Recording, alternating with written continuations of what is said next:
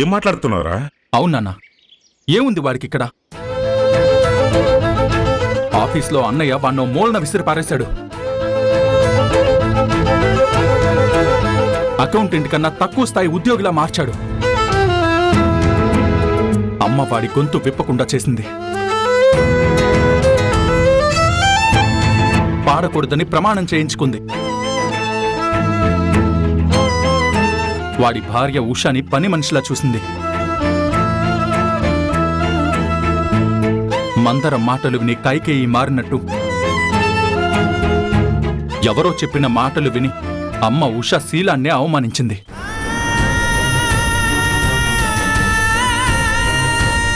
అంతా జరిగాక మళ్ళీ వాడి ఇంటికి రావాలా?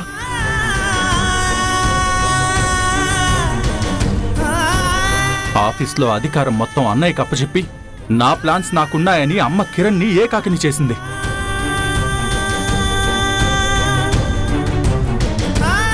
ఏ సింహాసనం మీద కూర్చోబెడతారని వాణ్ణి వెతికి తీసుకురావాలి.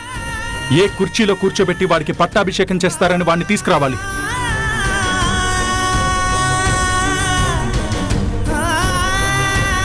ఉషా ఏ తప్పు చేయలేదని చెప్తున్నా మేఘనాక్క చాలా తప్పుగా మాట్లాడింది. మేడ పట్టుకుని బయట గెంటేసింది. అది కిరణ్ కల్లారా చూశాడు. ఇద్దరికి మనసు విరిగిపోయి ఉండదా మావయ్య? జరిగినవన్నీ తోడుకుని మనలో మనమే గొడవ పడదామా? వాడిని అలాగే వదిలేద్దామా? నేను ఖచ్చితంగా వాణ్ణి వెతికి పట్టుకుంటాను. కానీ వస్తాడో రాడో నాకు తెలీదు.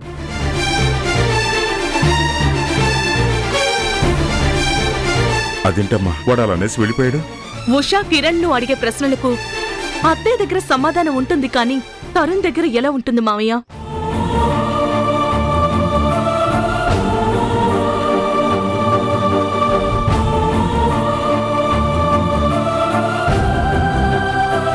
ఇదంతా నువ్వు అనాలోచితంగా తీసుకున్న నిర్ణయానికి పర్యవసానం.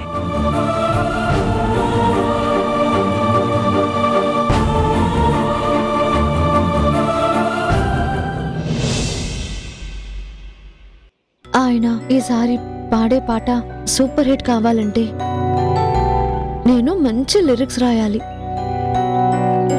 కానీ ఎలా మొదలు పెట్టాలి?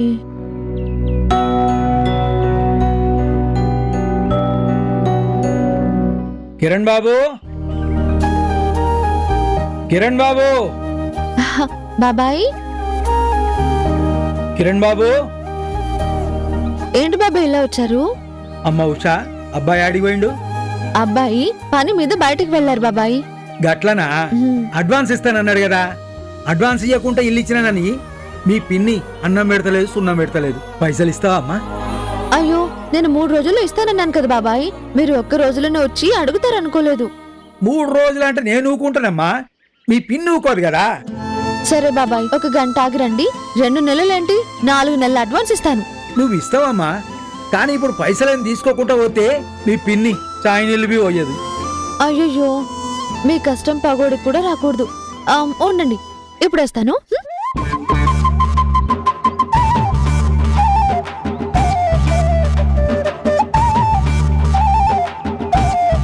బాబాయ్ గారు తీసుకోండి. ఏంది? వందే మాతరం. నేను మీకు అదే అంటున్నా. 100 ఏ మాత్రం? 100 మాత్రమే ఉంది. Token advance. ఆయన రాగానే బ్యాలెన్స్ నేనే ఇచ్చేస్తాను. తీసుకోండి బాబాయ్. సరే అమ్మా, పైసలు రాగానే ఫోన్ కొట్టు, ఉరుకుంటూ వస్తా. యాద్ మరొక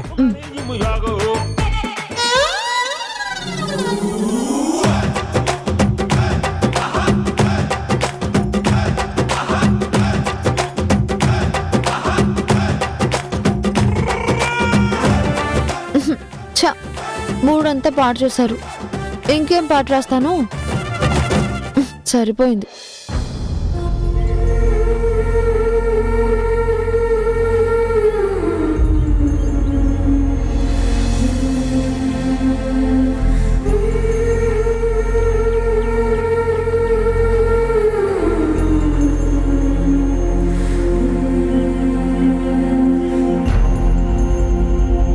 ఏమండి, వచ్చేసారా?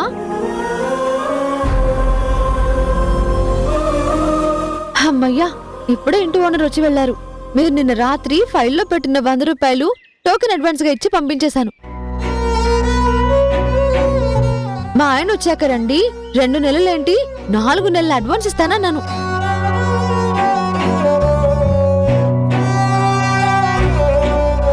ఏమైంది అలా ఉన్నారు? కొంపదీసి డబ్బులు మిగుల్చుకోవడం కోసం నడిచి వెళ్లారా ఏంటి?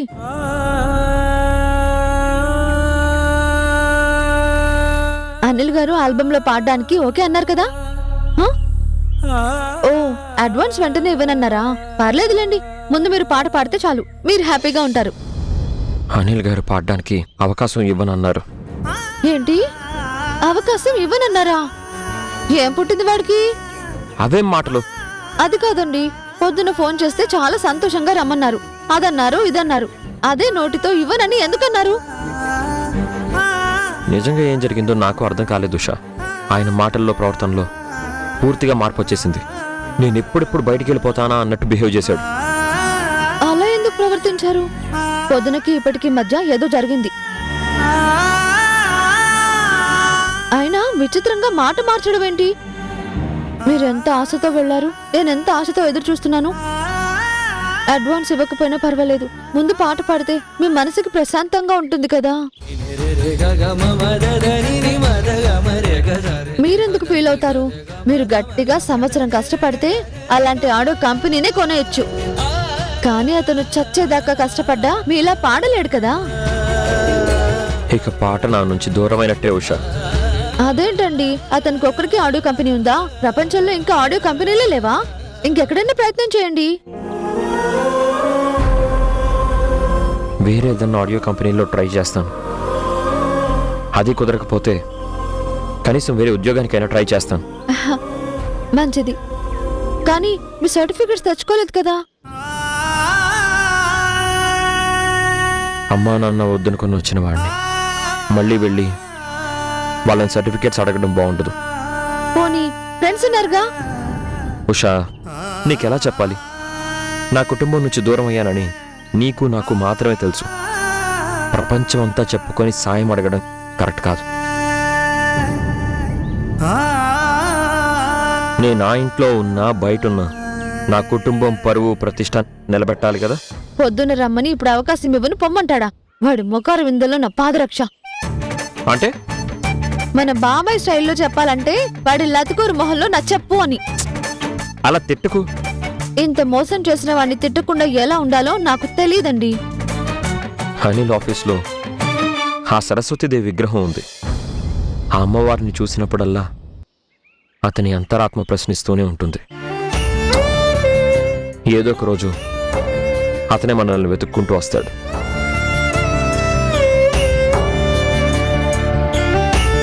ఇంకాసేపట్లో బాబాయ్ గారు వచ్చేస్తారే.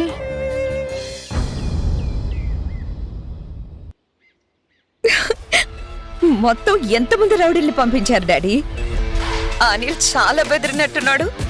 మొత్తానికి కిరణ్ వీరాభిమాని కూడా అవకాశం ఇవ్వను పో అనేలా చేశారు. లేదంటే నీ మాట కాదంటాడా? మనం అవకాశం ఇవ్వమంటే ఇవ్వాలి, వద్దంటే ఆపాలి. Thanks daddy. థ్యాంక్స్ దేనికమ్మా? నేను ఏ టైంలో ఏది అడిగినా కాదనకుండా చేసేస్తారు. మాట తప్పరు. అందుకే మీరంటే నాకు చాలా ఇష్టం. మేఘనా, you are my one and only lovely daughter. ఏం చేసినా నీకోసమే. పొలిటీషియన్ గా ప్రజలకిచ్చిన కమిట్మెంట్ అయినా తప్పుతాను గాని కూతురుకిచ్చిన మాట తప్పను. Thanks dad. Thank you so much and I really mean it. It's my pleasure బేటా. మేఘనా, కిరణ్ ఉషల ప్రతి కదలికని అబ్జర్వ్ చేస్తూ ఉండు. మన దారికి అడ్డు రాకూడదు. మన స్పై అదే పనిలో ఉన్నాడు డాడ్. ఇంకా అత్తయ్యకి కిరణ్ జాడ తెలీదు. అక్కడ కిరణ్ ఎన్ని అవస్థలు పడుతున్నాడో తెలీదు. కానీ ఇక్కడ మా అత్తయ్య ఓవర్ యాక్షన్ మాత్రం తట్టుకోలేకపోతున్నాను. చాలా ఫీల్ అయిపోతుంది. మావయ్య కిరణ్ ని వెతికించమని తరుణ్ కి చెప్పాడు. తను అలాగే చాలా ప్రయత్నాలు చేస్తున్నాడు. వెరీ గుడ్, చెయ్యని అమ్మా. ఎనీవేస్ డాడ్, మొత్తానికి కిరణ్ ని మహతి స్టూడియోలో పాటలు పాడకుండా చేశారు.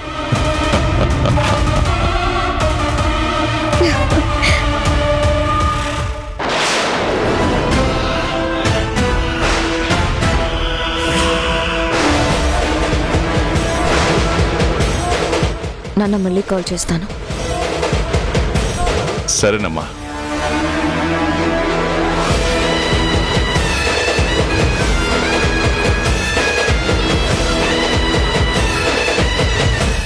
మీ తండ్రి కూతుర్లు బాగా సక్సెస్ అయినట్టున్నారుగా.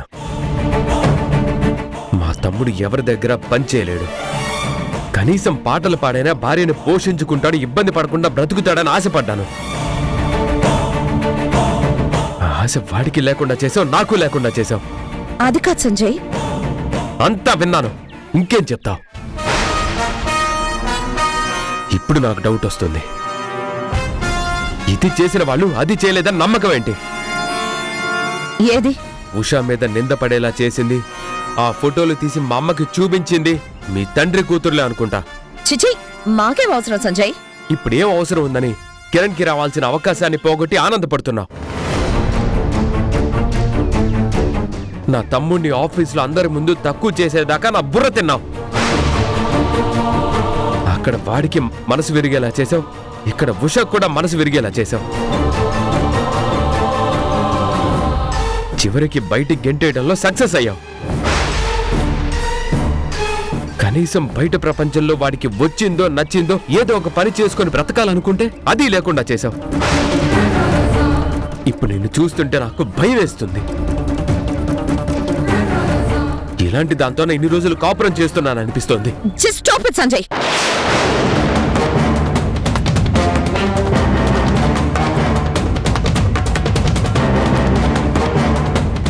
ఏమనుకుంటున్నావు నా గురించి? అక్కడ ఇక్కడ చిచ్చు పెట్టి ఆనందించే దానిలా కనిపిస్తున్నానా? అందరినీ విడగొట్టి పైశాచిక ఆనందం పొందేదానిలాగా నేను కనిపిస్తున్నానా? నాకు క్యారెక్టర్ ఉంది, నాకు రెస్పాన్సిబిలిటీ ఉంది. అత్తయ్య కిరణ్ కోసం బెంగ పెట్టుకున్నారు. ఒకవేళ కిరణ్ కి బయట పడే అవకాశం దొరకకపోతే తప్పకుండా వెనక్కి తిరిగొస్తాడు. సంజయ్, నేను ఆలోచించింది అది.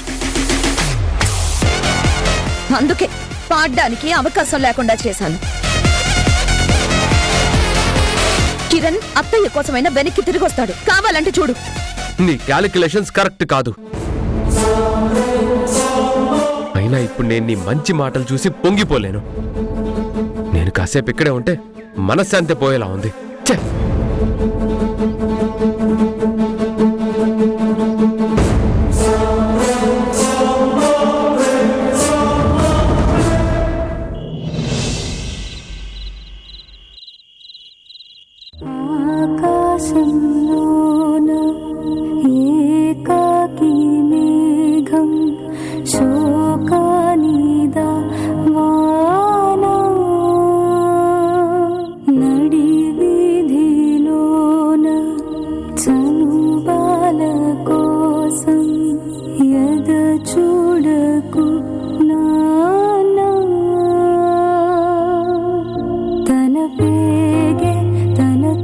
అమ్మా, ఈ బెడ్ అస్సలు బాగోలేదు.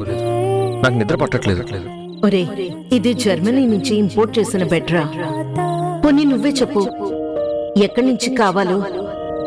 అమ్మా, వీటన్నిటికంటే నీ ఒళ్ళో పడుకుంటేనే నాకు హాయిగా నిద్ర వస్తుంది.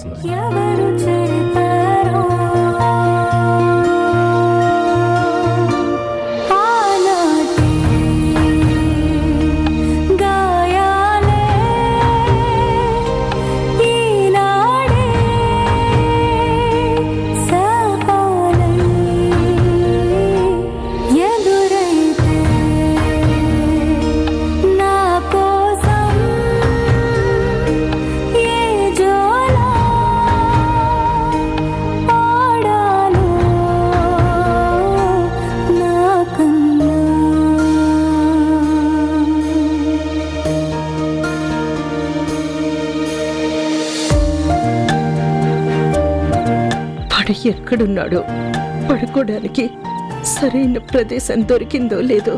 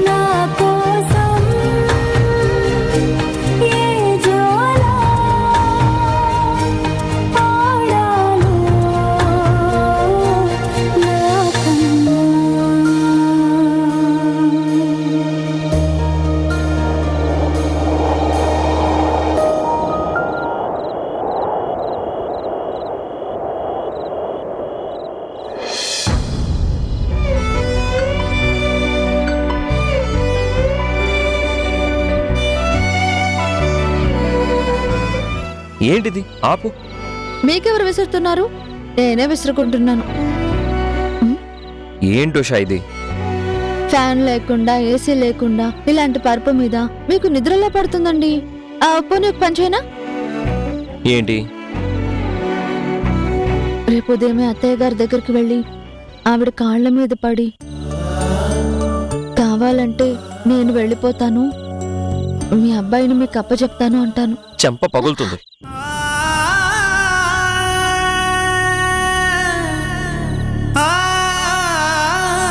పిచ్చి పిచ్చిగా ఉందా? నిన్ను మధ్యలో వదిలేసి నా సుఖం చూసుకోవడానికి కాదు, నీ చేయి పట్టుకుని బయటికి తీసుకొచ్చింది. నా మాట వినండి. మీరు ఈ కష్టాలు పడలేరు. పేదరికం అనుభవించడం మీకు చేత కాదు.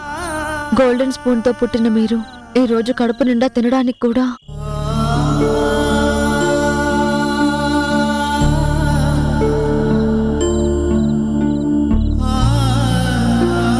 మీకు ఈ పరిస్థితి రావడానికి నేనే కారణం.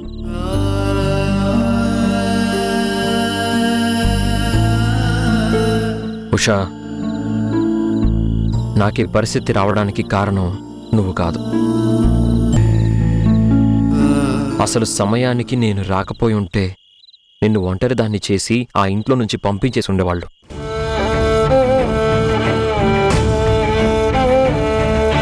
పోనీ నేనొకటి అడగనా? ఏంటండి? పరిస్థితులు చక్కబడే వరకు నువ్వు వెళ్ళి మీ అమ్మ నాన్న దగ్గర ఉండగలవా? ఏంటి? ఎలా కనిపిస్తున్నా నేను మీకు? ఇందాక నేను నీకెలా కనిపించానో అలాగే కనిపిస్తున్నావు. చూడుషా, నేనొక్కడిని అంటే ఏదో రకంగా అడ్జస్ట్ అవుతాను. నిన్నే చాలా కష్టపెడుతున్నాను. నిన్ను ఇలాంటి చోట ఉంచినందుకు గిల్టీగా ఉంది. మీకిప్పుడే చెప్తున్నాను, మీరున్న చోటే నాకు అయోధ్య అయినా అంతఃపురమైనా. మీరు లేకుండా నేను ఎక్కడైనా సుఖంగా సంతోషంగా ఉంటానని మీరు ఎలా అనుకుంటున్నారు? ఇంతనే మీరు నన్ను అర్థం చేసుకుంది? Okay okay okay okay, calm down, cool. చూడండి, డబ్బు అనేది వచ్చి వెళ్ళిపోతుంది, మళ్ళీ కావాలనుకుంటే వస్తుంది. కానీ భార్యాభర్తలంటే కష్టంలో సుఖంలో ఎప్పటికీ కలిసే ఉండాలి. ఉందాం. ఉందాం. జీవితాంతం కష్టం ఉన్నా సరే ఇష్టంగా కలిసి పంచుకుందాం. ఉందాం. సరే పద, పడుకుందాం. ఉండండి, ఇప్పుడే వస్తాను. ఎక్కడికి? మంచినీళ్ళు తీసుకురావడానికి. ప్రతిసారి పిలిచినప్పుడు ఆ మంచినీళ్ళే వంక చెప్తావు. ఛీ! త్వరగా రా.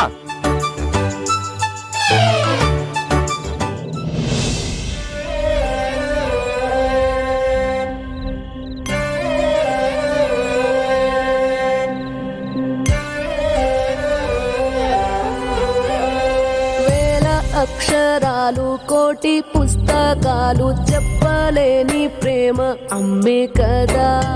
అంతం లేని సొంతం పంతం లేని బంధం స్వార్థం లేని రూపం అమ్మే కదా.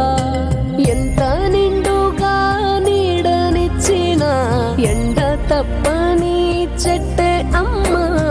కంటి నిండుగా నీరే పొంగిన రెప్పముయని చూపే అమ్మ. తానో స్వర్గం తానో దుర్గం అని తర సాధ్యం తన మార్గం. వేల అక్షరాలు కోటి పుస్తకాలు చెప్పలేని ప్రేమ అమ్మే కదా. అంతం లేని సొంతం పంతం లేని బంధం స్వార్థం లేని రూపం అమ్మే కదా.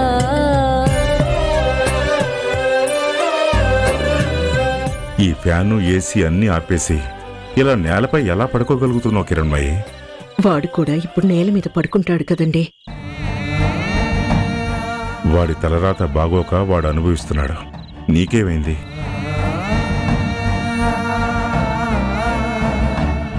జ్ఞానోదయం అండి. అంటే తల్లిగా వాణ్ణి నేను చాలా ప్రేమించాను. కానీ వాడు నన్ను అంతగా ప్రేమించేటట్టు చేసుకోలేకపోయాను. అందుకే ఇది నాకు నేనుగా విధించుకుంటున్న శిక్ష. ఏమైపోతున్నావు కిరణ్మయి? నీకేమైనా అర్థమవుతుందా? వాణ్ణి నువ్వు ప్రేమించినంతగా నిన్ను వాడు ప్రేమించలేదని ఎలా అనగలుగుతున్నా? నిద్ర లేస్తూనే అమ్మ అంటూ నీ దగ్గరికి వచ్చేవాడు. రోజంతా నీ కొంగు పట్టుకుని నీ చుట్టే తిరిగేవాడు.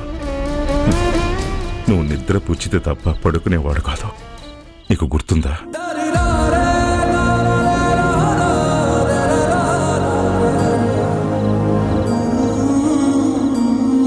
వాడన్న తొలి మాట అమ్మ, పలికే ప్రతి మాటలో అమ్మ. వాడు నీ కొడుకే కాదు, మన కొడుకు. కిరణ్ తల్లిని గొప్పగా ప్రేమించే వ్యక్తి. అమ్మ మమకారాన్ని ఓంకారంగా మార్చుకుని బతికేవాడు. ఎంతకాలం బయట ఉంటాడనుకుంటున్నావు?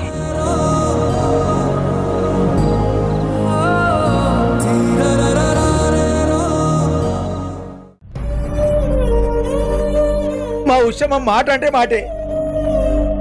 ఎక్కడికి వెళ్ళావు ఉషా? ఆ డబ్బులు ఎక్కడివి? అయ్యో రామా, మీకు చెప్పనే లేదు కదా. ఏం చెప్పలేదు.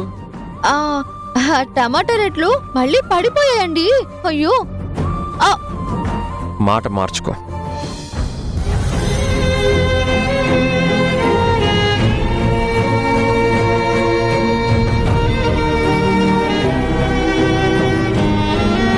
ఈ బంగారు చేతులకి ఈ బంగారు గాజులు ఎప్పుడూ ఉండాలి.